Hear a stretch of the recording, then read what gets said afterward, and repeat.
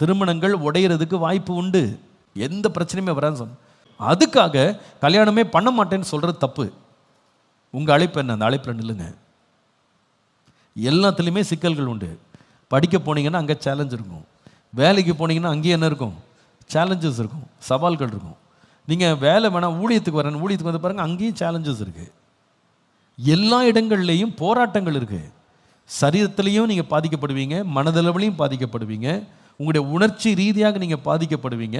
நீங்கள் பல விதங்களில் போராட்டங்களை வாழ்க்கையில் சந்தித்து தான் ஆகணும். பிரச்சனைகளை பார்த்து பார்த்து சில பிள்ளைங்க கல்யாணமே வேண்டான்னு சொல்கிறது தவறு. அப்படி பண்ணாதீங்க. உங்களுக்கு வரம் இருக்கா? வரம் இருக்கா? கர்த்தர் உங்களை வந்து கல்யாணம் பண்ணாமல் இருக்க அழைச்சிருக்காரா?